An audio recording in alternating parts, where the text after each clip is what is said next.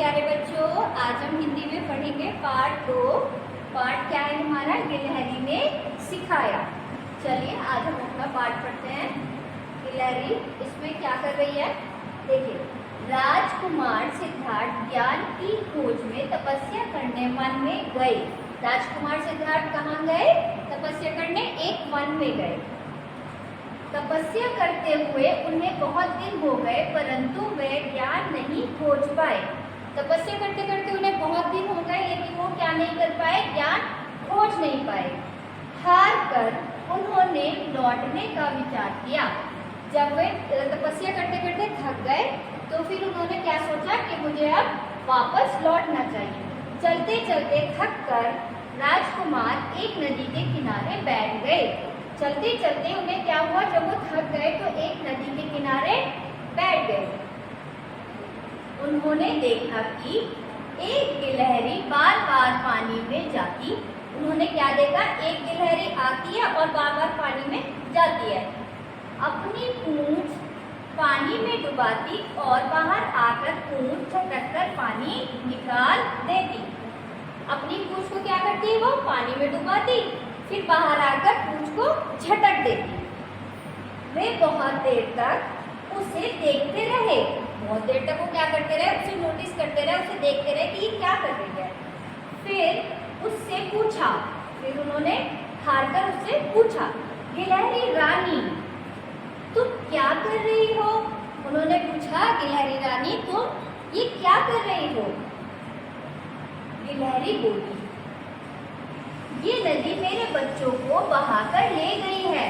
ये नदी मेरे बच्चों को क्या कर ले गई है? बहाकर ले गई है।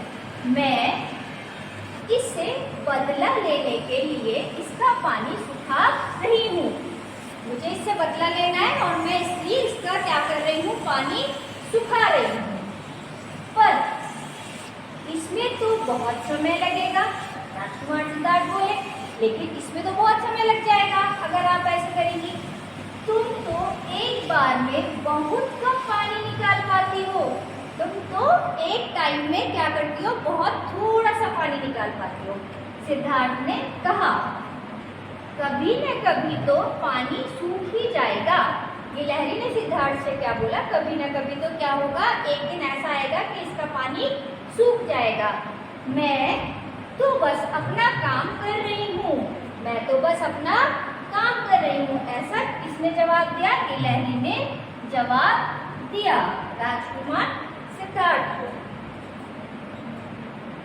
राजकुमार सिद्धार्थ सोचने लगे कि इतनी छोटी गिलहरी भी जानती है कि हमें तो बस अपना काम करते रहना चाहिए। राजकुमार सिद्धार्थ ने सोचा कि ये इतनी छोटी गिलहरी जानती है कि हमें अपना काम हमेशा करते रहना चाहिए।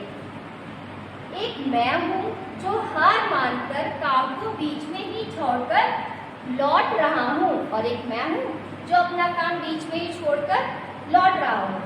वे फिर वन की ओर लौट पड़े। वो दोबारा वन की ओर लौट पड़े। उन्होंने अपनी तपस्या पूरी की। उन्हें सच्चा ज्ञान मिल गया। बाद में वे महात्मा बुद्ध कहलाए। तो उन्होंने क्या किया? गिलहरी को देखकर उन्हें एक प्रेरणा मिली, ताकि उन्हें क्या प्रेरणा मिली कि हमें अपना काम करते रहना चाहिए। कभी ना कभी तो हमें कामयाबी हासिल होगी। अपनी मेहनत को जाया नहीं जाएगी हमारी। तो आपको इस कहानी से क्या शिक्षा मिलती है बच्चों? बताइए।